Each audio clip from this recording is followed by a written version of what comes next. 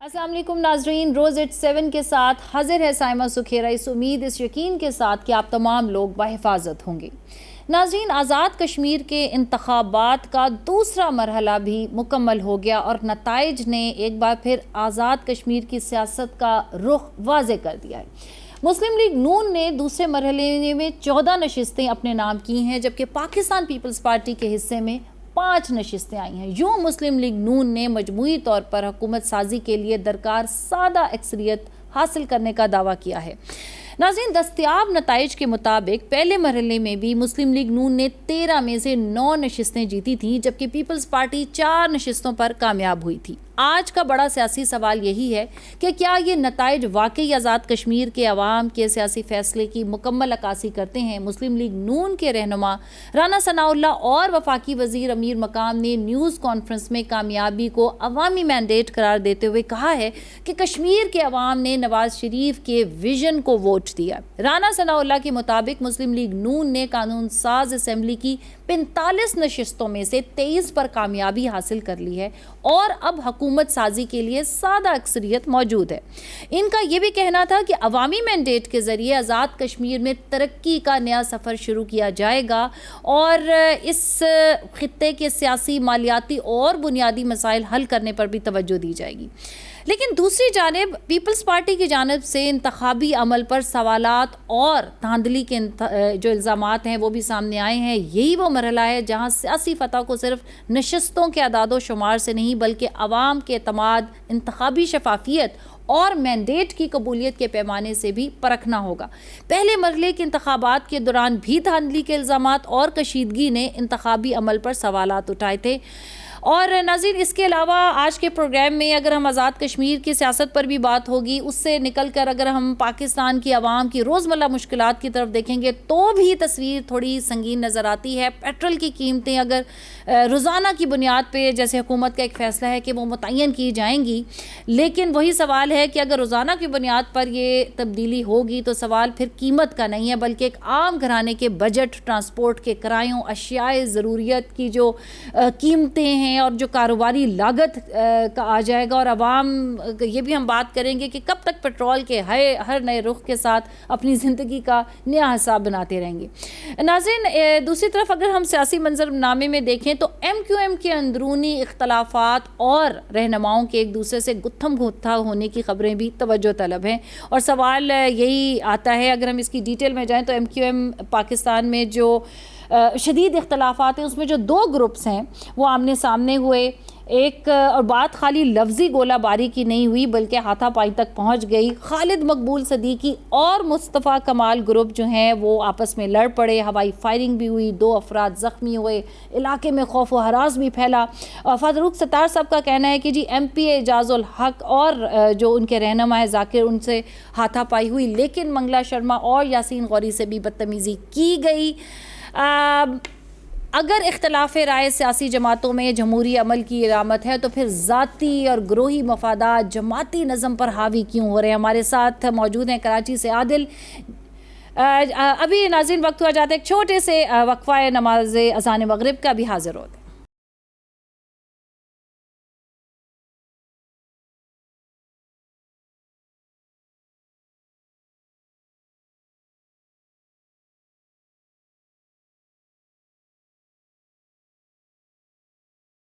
Welcome back ناظرین۔ جی وقفے سے پہلے بات ہو رہی تھی ایم کو ایم کی، اور یہ کہ جی اگر سیاسی جماعتوں میں اختلاف رائے جو ہے وہ جمہوری عمل کی علامت ہے تو پھر جو ہے یہ گتھم گتھا اور ہاتھا پائی جب سیاسی ہمارے رہنما کریں گے تو عوام کو کیا میسج جائے گا؟ ہمارے ساتھ عادل موجود ہیں۔ جی عادل، کیا کہیں گے آپ یہ جو واقعہ ہوا ایم کیو ایم کا؟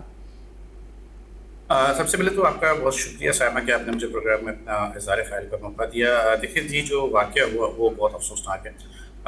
ایم کیو ایم اب وہ ایم کیو ایم نہیں رہی جو کہ کراچی کی ایک نمائندہ جماعت ہوا کرتی تھی، اور اب اگر آج کی تاریخ میں ایم کیو ایم یہ دعویٰ کرتی ہے کہ وہ شہری سندھ کی نمائندہ جماعت ہے اور شہری سندھ کی سب سے بڑی سیاسی جماعت ہے، تو میرا خیال ہے کہ یہ بات بھی اب کسی بھی طور سے کہیں سے بھی صحیح ثابت نہیں ہوتی، اور اس کے ناقدین میں صرف پیپلز پارٹی شمار نہیں ہوتی، صوبہ سندھ میں سیاست کرنے والی تمام دیگر جماعتیں بھی اب جو ہیں وہ ان سے کہیں آگے اپنا مائلیج رکھتی ہیں اور ووٹر بینک بھی رکھتی ہیں۔ اس کا سب سے بڑا جو نقصان ہوا ہے ان کی اپنی اردو اسپیکنگ کمیونٹی کو ہوا ہے۔ اب جہاں تک بات ہے اسپیسیفکلی اس واقعے کی جو کل رات جو پیش آیا، جس کے تناظر میں آپ رائے لینا چاہ رہی ہیں، being bureau chief of Karachi پہ جس طرح سے کراچی کے حالات کو دیکھتا ہوں، میں اس کا تسلسل جوڑتا ہوں 2016 کے بعد ہونے والے متواتر جو واقعات ہوئے، اس کے بعد کراچی میں ایم کیو ایم میں دھڑا بندی شروع ہو گئی. کچھ لوگ جو ہے وہ ایم کیو ایم پی آئی پی کے نام سے مشہور ہوئے، کچھ لوگ بہادر آباد عارضی مرکز، جو کہ بہادر آباد کے عارضی مرکز اسپیسیفکلی کہلایا جاتا ہے، اس کے نام سے منسوب ہوئے. کچھ لوگ پھر 2016 میں باہر سے آئے، انہوں نے پی ایس پی پاکستان سرزمین پارٹی کے نام سے آ کے اپنی پارٹی نہیں لانچ کی اور اس والی ایم کیو ایم کو گالی گلوچ کرنا شروع کیا اور کارکنان کو کنفیوز کر دیا. جو ان کا اپنا 30-35 سال پرانا کارکن تھا، اس کو کنفیوز انہوں نے کر دیا. کارکن کو کنفیوز کرنے کے بعد یہ آپس میں جب سر جوڑ کے بیٹھے کہ کسی ایک بھی گروپ کی کسی دوسرے گروپ کے بغیر مطلب جو نا کوئی ایک سی اجارہ داری قائم ہو نہیں پا رہی تھی کہ کراچی کی عوام کو یکجا کیا جا سکے، جس کا بلا شبہ جو فائدہ جا رہا تھا وہ کراچی کے دیگر اسٹیک ہولڈر سیاسی جماعتوں کو جا رہا تھا، جس میں جماعت اسلامی بھی شامل ہے. اور فار دا ٹائم بینگ اس کے اندر آپ سمجھیں کہ پاکستان تحریک انصاف کو بھی فائدہ ہوا اور تھوڑا بہت فائدہ اس کا کراچی میں پاکستان پیپلز پارٹی کو بھی ہوا کہ ان کی بھی ایک آدھ سیٹ جو ہے بڑھ گئی. اب یہ جو حالات ہیں ایم کیو ایم کے کراچی میں، اس وقت کراچی میں ایم کیو ایم کے 3 گروپس کام ہیں. صحیح. 2 تو منظر عام پہ ہے نا، ایک تو ڈاکٹر خالد مقبول صدیقیہ جو کہ اس وقت موجودہ کنوینر ہیں ایم کیو ایم کے، دوسرا وہ گروپ ہے جو کہ خالد اپنا فاروق ستار صاحب کا جو کہ ہڈن گروپ ہے، جو کہ سابق گورنر سندھ کامران ٹیسوری صاحب کے ساتھ کام کرتے ہیں. تیسرا وہ گروپ ہے جو کہ اس وقت ایم کیو ایم پہ اپنی اجارہ داری قائم کرنا چاہتا ہے اور جو کہتا ہے کہ بھائی ایم کیو ایم تو ہم ہیں. اب میں مصطفیٰ کمال صاحب کی بات کر رہا ہوں جو کہ اس وقت وفاقی وزیر بھی ہیں. مصطفیٰ کمال صاحب اس وقت میرا خیال ہے کہ بلو وائٹ بوائے ہیں، وہ تھوڑے سے زیادہ ان کو لگتا ہے کہ ایشورنس اس کے پاس زیادہ ہیں، ان کے پاس وزارت بھی ہے، اسٹیک بھی زیادہ ہے، اسپیس بھی زیادہ ہے. خالد مقبول صدیقی صاحب کے لیے کہا جاتا ہے کہ بڑے وقتوں میں اکثر انہوں نے پارٹی کو چھوڑ کے وہ ملک سے باہر چلے گئے، تارکین وطن ان کا شمار ہوا، سیلف ایگزائل میں چلے گئے، واپس آئے، پھر رکن اسمبلی بنے، پھر وہ منسٹر بنے، پھر چلے گئے، پھر آ کے دوبارہ اسمبلی میں قدم رکھا. تو ان کے لیے اس طرح قسم چیزیں ہیں. لیکن اس کے باوجود ابھی بھی ایک تنظیمی ڈھانچے کو دیکھا جائے تو خالد مقبول جو ہے وہ بہت منظم اور مؤثر تنظیمی ڈھانچہ ابھی بھی رکھتے ہیں. ایم کیو ایم والے جو لوگ ہیں بیسیکلی کراچی والے، وہ کہتے ہیں کہ الطاف حسین کے بعد ایم کیو ایم ختم ہوئی، یہ عوامی رائے. تو جب پی ایس پی بنائی مصطفیٰ کمال صاحب نے، تو مصطفیٰ کمال کو ایم کیو ایم کے وہ جو کارکنان جو الطاف حسین کے پاکستان مرد آباد کے نعروں کے بعد جو یہاں موجود ہیں، انہوں نے الطاف حسین سے تو انہوں نے جو اپنی قتل کری، لیکن مصطفیٰ کمال کو اپنے لیڈر کے روپ میں وہ بھی دیکھتے ہیں. مصطفیٰ کمال کی شخصیت کے متحرک اور مختلف پہلو ہیں جن سے وہ پہچانے جاتے ہیں. کراچی کے نو ڈاؤٹ ون آف کہہ سکتے ہیں کہ آپ اچھے میئرز میں سے رہے ہیں، ان کا تعلق رہا ہے کراچی کے بڑے، انہوں نے مینڈیٹ بھی رکھا، کراچی میں مشرف گورنمنٹ نے بہت اچھا بھی کام بھی کیا. کام بیسیکلی جماعت اسلامی کے نعمت اللہ خان صاحب کا تھا، لیکن تختیاں چونکہ ان کے دور میں لگی، فنڈز ان کے دور میں ریلیز ہوئے تو مصطفیٰ کمال صاحب کا نام ہوا. لیکن اب جو لڑائی ہے، یہ لڑائی ہے طاقت کی، یہ لڑائی اختیار کی ہے کہ اس وقت موجودہ ایم کیو ایم پہ قبضہ کون کرے گا. قبضہ میں ان سینس کہہ رہا ہوں کہ قبضہ بھی یہ لفظ میں نے استعمال کرا، تقریباً تمام میڈیا ہاؤسز، تمام صحافی برادریاں، تمام جو اردو اسپیکنگ کمیونٹی ہے وہ خود بھی یہ دیکھ رہے ہیں کہ ساری کی ساری اقتدار کی لڑائی ہے. مصطفیٰ کمال صاحب کی اپنی تقریریں یہ بات واضح طور پر بتا رہی ہیں کہ بھائی خالد مقبول صدیقی صاحب جو ہیں وہ ایکسٹینشن پر ہیں، اپنے لیے ایکسٹینشن مانگنے چلے جاتے ہیں. دوسری طرف خالد مقبول صدیقی ہیں، وہ یہ کہتے ہیں کہ بھائی ہم ہی ایم کیو ایم ہے، ہم ہی کارکنان ہیں، ہم ہی بیٹھے ہیں. تو یہ ماضی میں ایک دوسرے کو اس قسم کے الفاظ اور القابات سے نوازتے آئے ہیں کہ جس کی مثال نہیں ملتی. اس کے بعد جب ان کو ہوتا نا کہ کپل کو زبردستی گھر کے بڑے بٹھا کے ان کا نکاح کروا دیتے ہیں، تو گھر کے بڑوں نے نکاح تو کروا دیا تھا، لیکن ان کو یہ پتا تھا کہ یہ دو برتن ہی یہ بچتے رہیں گے. تو maybe it's a part of policy کہ کراچی کے یہ برتن بچتے رہیں، کراچی میں اسٹیبلٹی اور استحکام نہ آئے. کراچی میں اگر اسٹیبلٹی اور استحکام آئے گا تو ڈیفینیٹلی عوام کی زندگی آسان ہوگی. عوام کی زندگی آسان ہوگی تو کراچی کے عوام بڑی باشعور ہے، وہ پھر اپنے بنیادی حقوق سے ہٹ کے کراچی کی ترقی پہ سوال کرے گی، ملک میں جو دیگر معاشی ایکٹیویٹیز ان پہ سوال کرے گی، تعلیم پہ سوال کرے گی، صحت پہ سوال کرے گی. تو میرا خیال یہ ایجنڈا نہیں ہے. کراچی تقسیم در تقسیم کی پالیسی ہے. کل جو واقعہ پیش آیا وہ 2 گروپ ہیں.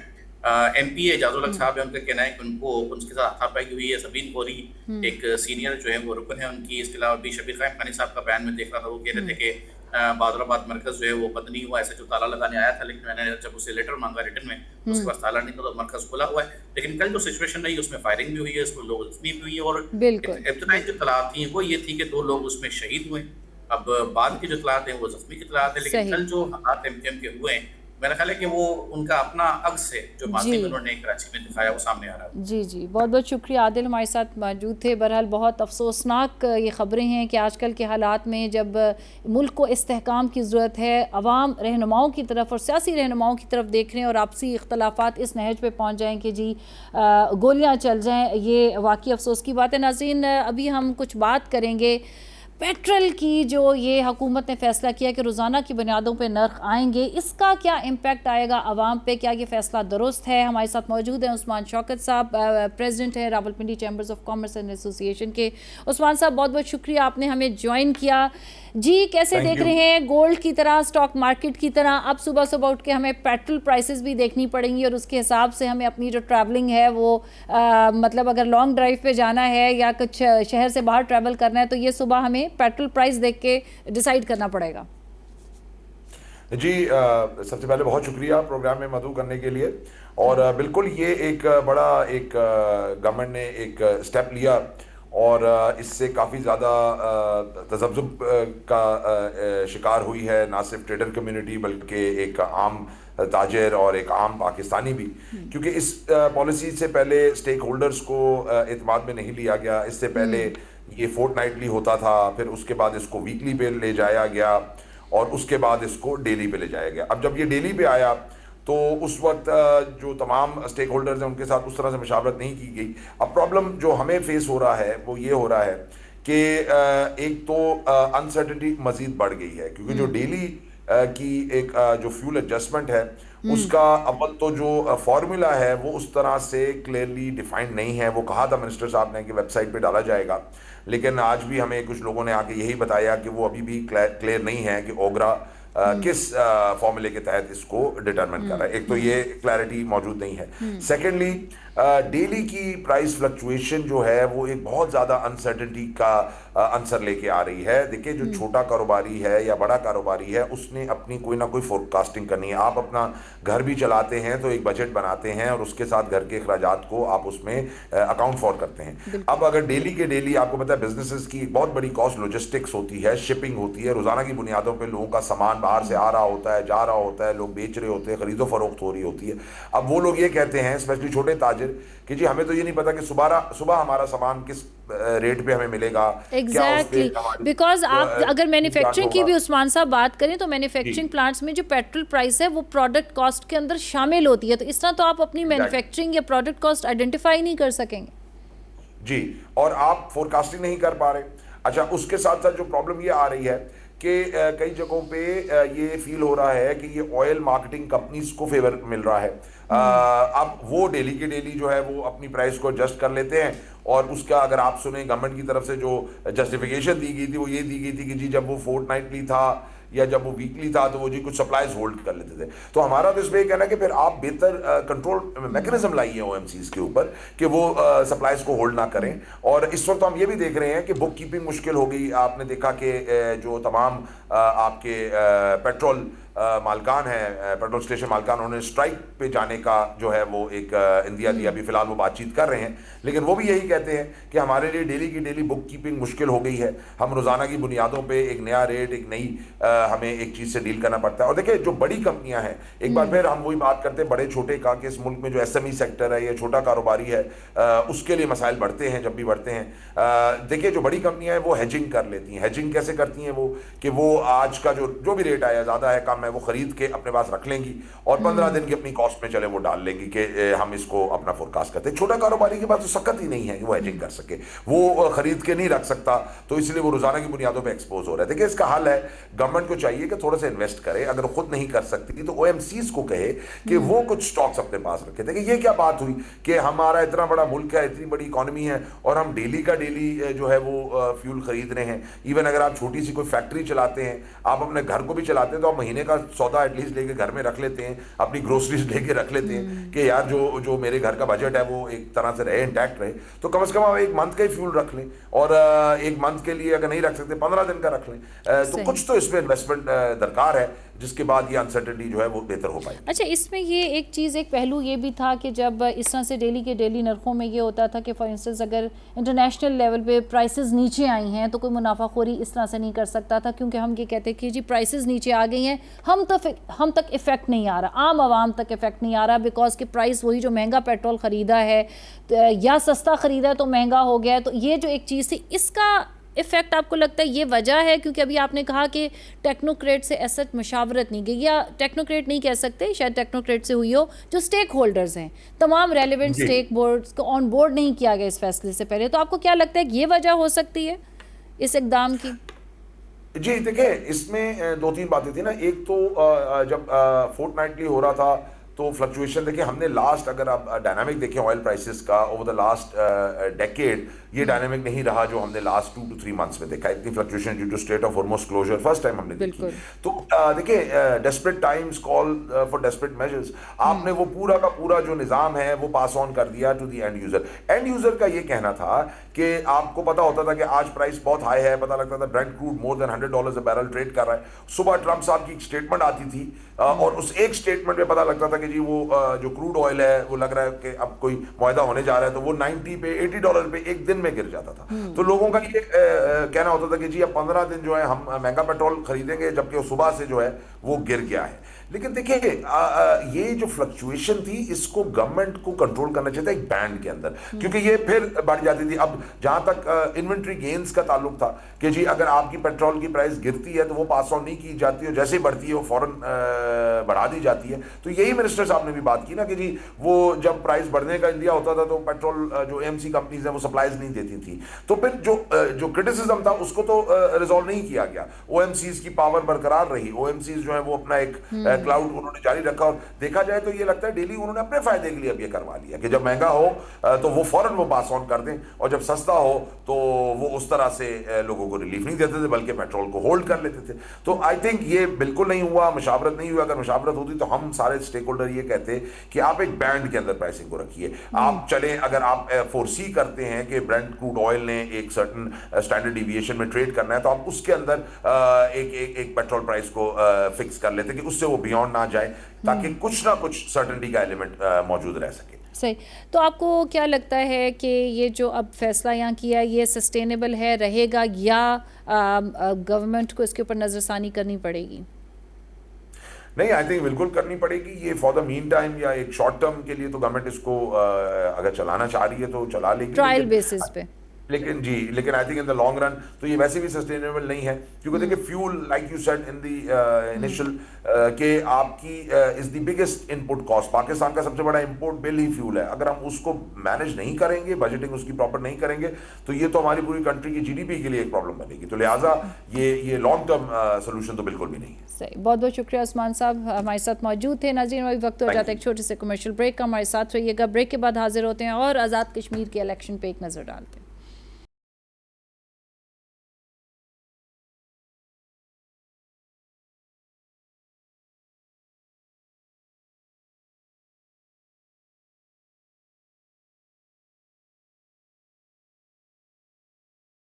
السلام علیکم ناظرین, ویلکم بیک. کچھ ڈالیں گے الیکشنز کے اوپر.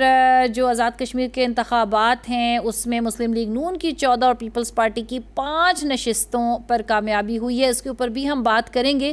لیکن سب سے پہلے ہم ایک اوور آل جو انتخابات ہوئے ہیں اس کے اوپر ایک نظر ڈالتے ہیں. ہمارے ساتھ موجود ہیں بیرسٹر ندا سلیم ہیں, اس کے علاوہ ہمیں جوائن کیا ہے رضوان خانزادہ صاحب نے, رہنما ہے پاکستان تحریک انصاف سے ان کا تعلق ہے, اس کے ساتھ ہمیں پروگرام میں جوائن کریں گے ملک عظمت اوان صاحب, اور شکیلہ لقمان صاحبہ بھی ہمارے ساتھ موجود ہوں گی. جی رضوان خانزادہ صاحب, آپ کیا کہیں گے؟ آپ لوگوں نے تو بائیکاٹ بھی کیا ہوا تھا اس الیکشن کا.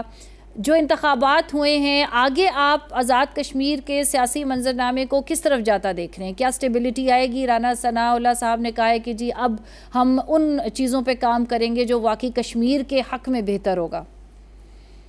بسم اللہ الرحمن الرحیم. ایاک نعبد و ایاک نستعین.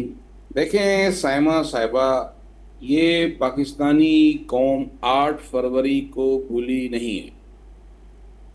8 فروری جو اس ملک میں جو کھیل کھیلا گیا, یہ کشمیر کا الیکشن ہو, گلگت بلتستان کا الیکشن ہو, یہ سب اس کی لڑیاں ہیں.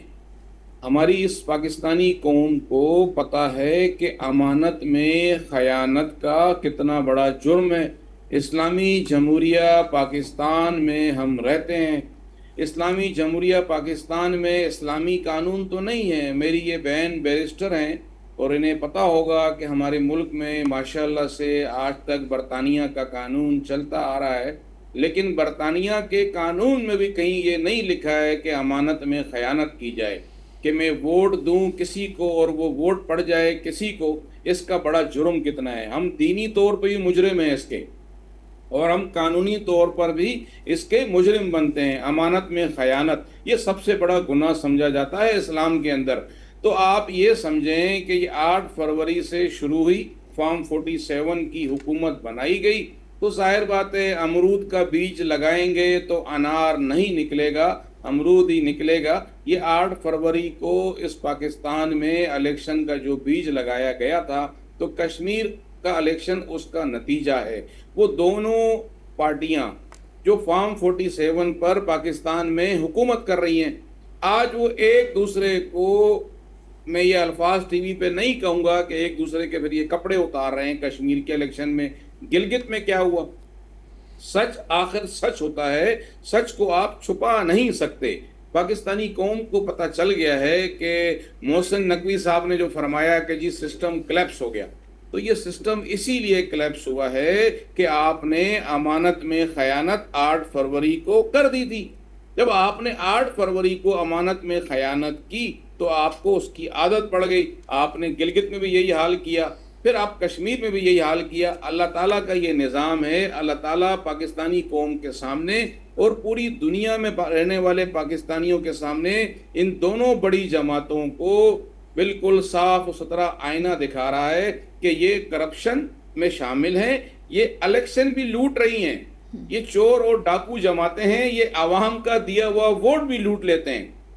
یہ ہمارے اور آپ کے فنڈ تو کھاتے ہیں، ہمیں اور آپ کو لوٹتے تو ہیں، کرپشن تو کرتے ہیں، چوریاں تو کرتے ہیں، لیکن یہ عوام کا دیا ہوا ووٹ بھی لوٹ لیتے ہیں۔ اب یہ بیرسٹر صاحبہ بیٹھی ہیں میری بہن، یہ بتائیں گی کہ عوام کا ووٹ لوٹنے پہ ان کے اوپر پرچہ کون سا کٹتا ہے۔ اچھا ندا، بالکل میں آپ کی طرف چلوں گی، آپ مجھے یہ بتائیے گا، اب جیسے ہم سب جانتے ہیں کہ مسلم لیگ نون نے مجموعی طور پہ 23 نشستوں میں سادہ اکثریت حاصل کر لی ہے، اور اب آزاد کشمیر میں اب نئی حکومت کی تشکیل بھی متوقع ہے۔ کیا سب سے بڑا چیلنج پیش ہو سکتا ہے جو بھی اب اگر حکومت بنے گی تو اس حکومت کو کیا سب سے بڑا چیلنج ہوگا؟ احمد جی، I completely believe that Azad Kashmir کے اندر جو کرنٹ پولیٹیکل پارٹیز ہیں وہ فیلئر ہیں۔ جو کرنٹ پرائم منسٹر ابھی تھا during this span of time, mister Rathore, he is a huge failure, drastic failure. ان پولیٹیکل پارٹیز نے پچھلے 50 سالوں میں کشمیر کو کیا دیا؟ This is my question as a young educated generation from this part. تعلیم نہیں ہے ہمارے پاس، ہیلتھ کیئر سسٹم نہیں ہے، انفراسٹرکچر نہیں ہے، روڈز نہیں ہے۔ میں آپ کو ایگزامپل دیتی ہوں، کسی کو ہارٹ اٹیک ہوتا ہے کشمیر میں تو we don't have the exact heart centers and the competent doctors there, dialysis centers and the competent doctors in different parts of Kashmir. So question یہ ہے کہ rigging سے تو آپ الیکشن جیت کے آ سکتے ہیں، rigging سے آپ پارلیمنٹ میں بیٹھ سکتے ہیں، but for how long you will sustain? Now جو محسن نقوی صاحب نے کہا cockroaches، میں ڈس ایگری کرتی ہوں، we are not cockroaches، ہم تو اقبال صاحب کے شاہین ہیں۔ اقبال نے کہا تھا میرے شاہین ہیں اور ان کی نگاہ چٹانوں پہ ہونی چاہیے۔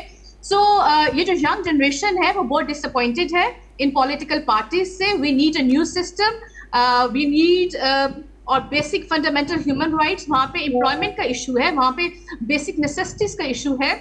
سو کب تک ہم انہی پولیٹیکل پارٹیز کے ساتھ کمپرومائز کرتے رہیں گے؟ ہماری ارلی جنریشنز نے تو کیا، لیکن یہ جو ینگ جنریشن ہے وہ پڑھی لکھی جنریشن ہے، وہ بھی چاہتی ہے وہ پروگریس کرے، وہ بھی چاہتی ہے کہ وہ بھی ایک بیسک اچھی زندگی گزار سکے۔ سو ان پولیٹیکل پارٹیز نے ہمیں کچھ پچھلے 5 سالوں میں نہیں دیا، and we are disappointed by them.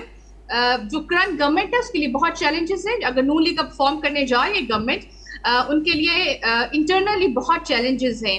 اچھا رضوان صاحب، یہ بتائیے گا کہ اگر اپوزیشن انتخابی نتائج کو تسلیم کرنے کی بجائے دھاندلی کے الزامات کے ساتھ احتجاج کا راستہ اختیار کرتی ہے تو کیا آزاد کشمیر میں نئی حکومت کے لیے اور سیاسی مشکلات پیدا ہو سکتی ہیں، یا آپ کو لگتا ہے کہ احتجاج کا راستہ اختیار کرے گی اپوزیشن؟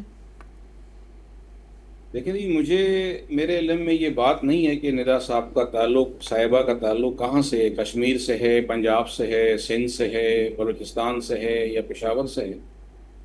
لیکن ایک بات میں آپ سے یہ کہہ دوں کہ واقعی کاکروچ نہیں ہے، شاہین ہے۔ کاکروچ کا الفاظ شاید انہوں نے استعمال کیا ہوگا، اور ان کی ذہنیت محسن نقوی صاحب کی یہ بتاتی ہے کہ ہمارے ملک کے نوجوان کاکروچ ہیں، یہ خود کاکروچ ہیں، اور اسی لیے ان کی جو ذہنیت ہوتی ہے انسان کی، جو ان کا دائرہ اختیار ہے اور ماحول ہے، جس ماحول میں یہ رہے ہیں، پڑھے ہیں، پلے ہیں، تو یہ عوام کو کاکروچ ہی سمجھتے ہیں شاید. لیکن یہ عوام انشاءاللہ تعالیٰ، یہ ہمارے نوجوان جو ہیں، انہیں پتہ ہے کہ ہم واقعی شاہین ہیں اور شاہین کی پرواز اونچی ہوتی ہے. لیکن ایک بات میں آپ سے یہ کہتا چلوں کہ یہ سارے ذمہ دار جو ہیں نا، یہ ساری جو گڑبڑ ہے، یہ سسٹم چل نہیں پا رہا، یہ سسٹم تو اسی دن خراب ہو گیا تھا جس دن قائد اعظم محمد علی جناح کے لیے ایمبولینس نہیں پہنچ سکی. یہ سسٹم تو اسی دن کلیپس ہو چکا تھا جس دن بنگلہ دیش اس ملک سے بنا، فاطمہ جناح کا الیکشن چرایا گیا. یہ سسٹم تو اسی دن کلیپس ہو گیا تھا جس دن لیاقت علی خان کو اس ملک میں قتل کیا گیا اور اس کے قاتل آج تک نہیں ملے. یہ سسٹم تو پاکستان بننے کے بعد سے لے کے آج تک چلتا آ رہا ہے اور اس سسٹم کو ڈنڈے کے زور پہ چلایا جا رہا ہے. یہ سب سسٹم چلانے والے سمجھتے ہیں کہ جی ہمارا ڈنڈا چلتا رہے گا. کشمیریوں کے حوالے کشمیر کر دیا ہے، گلگت انہوں نے پیپلز پارٹی کے حوالے کر دیا ہے، اور ہم سندھ میں رہتے ہیں، ہمیں پتہ ہے کہ 18 سال سے آصف علی زرداری کے سسٹم نے سندھ کا کیا حال کیا ہے. تو یہ گلگت والوں کو بھی مبارک ہو کہ آصف علی زرداری صاحب کو برداشت کریں. اب یہ گلگت کا کیا حال کریں گے؟ جو حال نواز شریف صاحب نے پنجاب کا کیا ہے اب وہ کشمیر کا کریں گے. یہ بانٹا جا رہا ہے. ہمارے ووٹوں کی، عوام کی کوئی اہمیت نہیں رہی، انہیں کوئی پرواہ نہیں ہے. یہ ایک دوسرے کو گالیاں بکتے ہیں، رات کو ساتھ کھانے کھاتے ہیں، کاروبار ان کے ایک جیسے ہیں. یہ عوام کو تو کیڑے مکوڑے سمجھتے ہی ہیں نا. صحیح. اگر یہ عوام کو عوام سمجھیں تو ہمارے ووٹوں کی قدر ہونی چاہیے تھی. جس کو چاہتے ہیں جہاں چاہتے ہیں بٹھا دیتے ہیں، جس کو لے کے آتے ہیں وزیر اعظم بنا دیتے ہیں. تو ہمارے ملک میں تو ایسا ہوتا رہا ہے. معین قریشی کہاں سے لایا گیا تھا یہ؟ صحیح. آپ خود سوچیں کہ 24 گھنٹے میں شناختی کارڈ بنا اور ہمارا وزیر اعظم بن گیا. تو ایسے وزیر اعظم تو یہ بناتے رہے ہیں، کشمیر میں بھی بناتے رہے ہیں، پاکستان میں بھی بناتے رہے ہیں. یہ ایک مائنڈ سیٹ ہے. اس مائنڈ سیٹ کو تبدیل کرنا ہوگا. اب یہ کرے گا کون؟ سوال یہ ہے کہ یہ مائنڈ سیٹ کو تبدیل کون کرے گا؟ عمران خان صاحب کو تو انہوں نے جیل میں ڈال دیا، جو تبدیل کرنے کی خواہش رکھتے تھے، کوشش کر رہے تھے. ہمارا کراچی، پاکستان سمیت پورا نوجوان عمران خان صاحب کی تبدیلی کا منتظر تھا. اور ہماری بدنصیبی یہ تھی کہ عمران خان صاحب کو بھی اسی سسٹم نے جکڑ لیا. ایسا نہیں ہے کہ عمران خان صاحب کے وقت کے اندر کوئی دودھ کی نہریں بہ رہی تھی، لیکن یہ سسٹم عمران خان صاحب کو بھی جکڑ چکا تھا. ہمیں اس مائنڈ سیٹ سے اور یہ سسٹم چلانے والوں سے نجات چاہیے.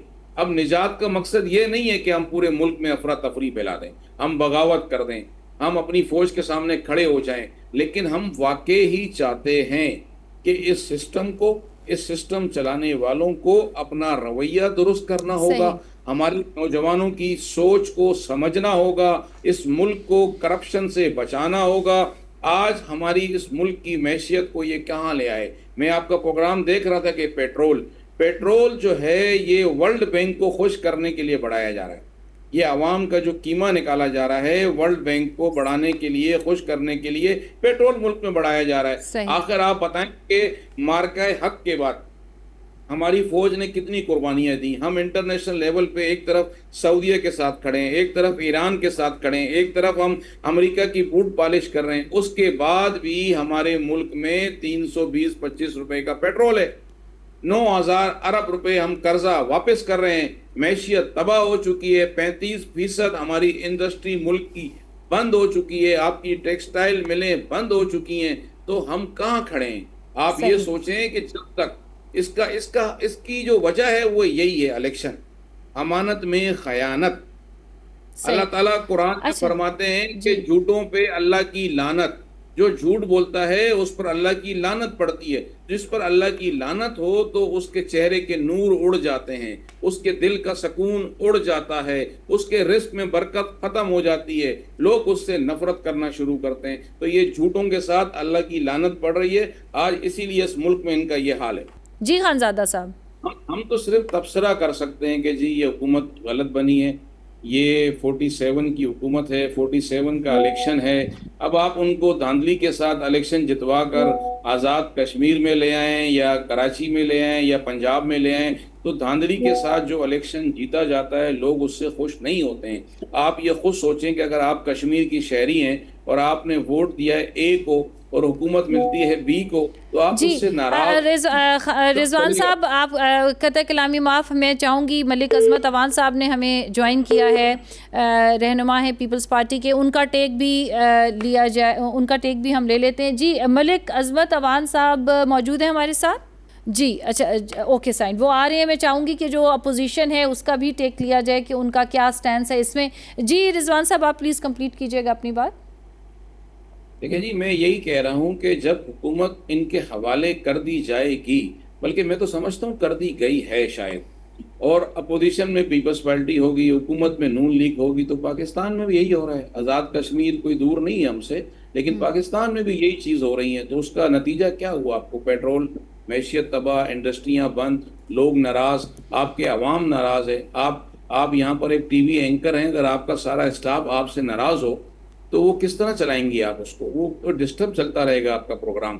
تو ملک بھی ایسی ڈسٹرب ہوتے ہیں جب جی عوام آپ سے راضی نہ ہو, عوام آپ سے خوش نہ ہو, تو وہ آپ کس طرح حکومت کریں گے؟ ڈنڈے کے زور پہ حکومت کرنا چاہتے ہیں جس طرح آپ 75 سال سے کر رہے ہیں, تو کر لیجیے. جی ملک عظمت اوان صاحب ہمارے ساتھ موجود ہیں. عظمت اوان صاحب یہ بتائیے گا, پیپلز پارٹی نے جو ہے دھاندلی کا اور سوال اٹھائے ہیں اس الیکشن کے اوپر, آپ کیا سمجھتے ہیں کہ کیا اپوزیشن جو ہے اس الیکشن کو قبول کرے گی یا احتجاج کے راستہ اختیار کرے گی؟ دیکھیے جی, ہم نے الیکشن سے پہلے, بلکہ اس سے پہلے جو گلگت بلتستان کے الیکشن میں ہمارے ساتھ ہو رہا تھا, اور اس کو سختی سے چیئرمین بلاول بھٹو نے احتجاج کر کے روک لیا.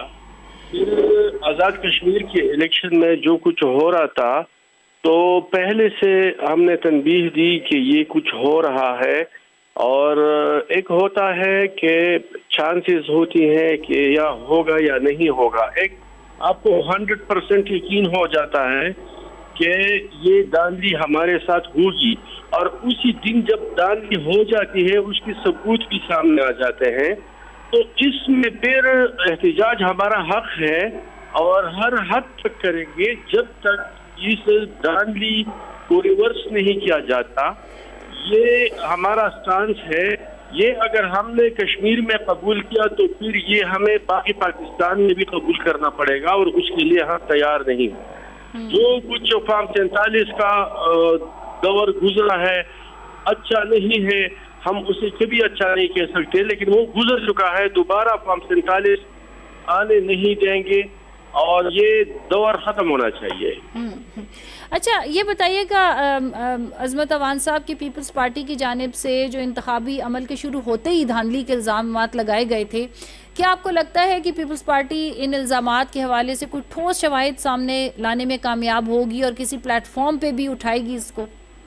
آپ نے سابق وزیر اعظم اور صوبہ پنجاب پیپلز پارٹی کے صدر راجہ پرویز اشرف صاحب کو سنا ہوگا کہ وہ اب دلیل کے ساتھ بتا رہے ہیں اپنے باتوں میں. 2 دن پہلے ان کی باتیں جو ہو رہی تھی الیکشن کے دن, یہ تو 3 فیزز میں تھا الیکشن, کہ یہ کچھ ہو رہا ہے. وہ فنگر ٹپس پہ بتا رہا تھا, اور بے شک ہم نے ثبوت اپنے پاس رکھے ہیں. ہم ایسے ثبوت دیں گے کہ ایک جگہ ہے جہاں پر کل ووٹ کی تعداد 1200 ہے, اور وہاں پر جو لوکل آبادی ہے وہ زیادہ تر بیرونی ملک ہے. وہاں پر 1200 کے 1200 ووٹ پول ہونا ناممکن بات ہے. جہاں 200-300 لوگ رہتے ہیں وہاں 1200 ووٹ کیسے پول ہو سکتا ہے؟ لیکن ان لوگوں نے وہ بھی کام کر دیا, اور یہ کھلم کھلا آنکھوں میں دھول جھونکا جا رہا ہے, اور اس کو ہم کسی صورت نہیں مانتے.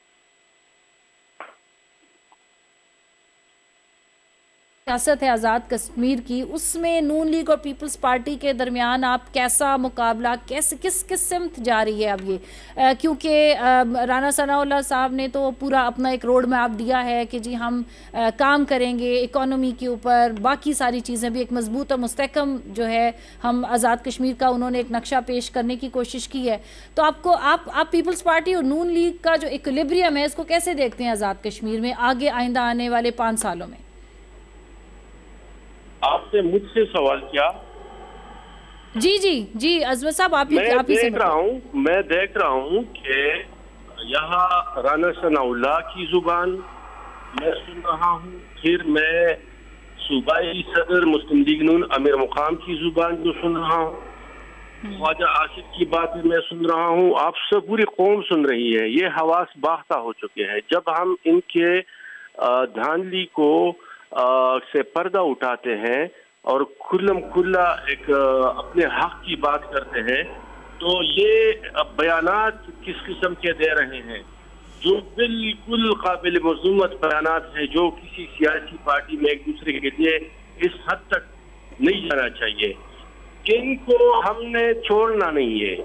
इनकी सोच हमें पता है कि ये दोबारा से हुकूमत चाहते हैं इस मुल्क के अंदर फॉर्म 47 के तहत, और ये हम होने नहीं देंगे। इसके खिलाफ चाहे जितना भी बड़ा स्टैंड लेना पड़े हम लेंगे। अजमत साहब ये बताइएगा ना कि जो मजबूरी तौर पे महाजरीन की नशिस्तें हैं उसमें मुस्लिम लीग नून की कामयाबी भारी जो अक्सरियत के साथ हुई है या भारी कामयाबी है, इसको आप फिर किस तनाजुर में देखते हैं? क्या उनकी स्ट्रैटेजी या मजबूत तंजीमी पोजीशन का सबूत है ये? देखिए, जो 12 सीटें थी जिसको वहाँ के लोकल लोगों ने मुस्तरद किया था कि ये सीटें कश्मीर के अंदर होनी चाहिए, ये सीटें ख़त्म कर दे, ये 12 सीटें इसके ज़रिए से हमारे साथ धांधली होती है, तो वो बात सच थी। और वही चीज़ जो है हकीकतन पीपल्स पार्टी ने भी उसे किया कि एडमिट किया कि बिल्कुल आपके ये सीटें ख़त्म होनी चाहिए। और हम उनके एहतजाजियों के साथ इस बात में शरीक भी है कि एक बात हक पे है, उसूलों पे है, तो उसे मानना चाहिए। अब देखे ना मुस्लिम लीग नून ने उसमें कितना अपना धांधली का वो किया, जो पाकिस्तान के मुख्तलिफ शहरों के अंदर पोलिंग हो रही थी 12 सीटों पर, तो ये तो वाज़ेह सबूत है। लेकिन हम इस इलेक्शन को किसी भी सूरत फ्री एंड फेयर मानने को तैयार नहीं। हम मुतालबा करेंगे कि दोबारा पोलिंग हो और free fair and transparent election हो। चाह रहे हैं मुस्लिम पीपल्स पार्टी ये चाहती है कि इलेक्शन दोबारा करवाए जाएं। जिन हलकों में ये धांधली हुई है हमारे पास सबूत है, हमारा मुतालबा होगा कि वहाँ पर दोबारा इलेक्शन। जी शुक्रिया रिजवान साहब, आपका हमारे साथ मौजूद है। निदा आप हमारे साथ मौजूद थी और मलिक अजमत अवान साहब। नाज़रीन, इसके साथ ही प्रोग्राम का वक्त ख़त्म हो जाता है। साइमा सुखेरा को इजाज़त दीजिए। अल्लाह हाफ़िज़।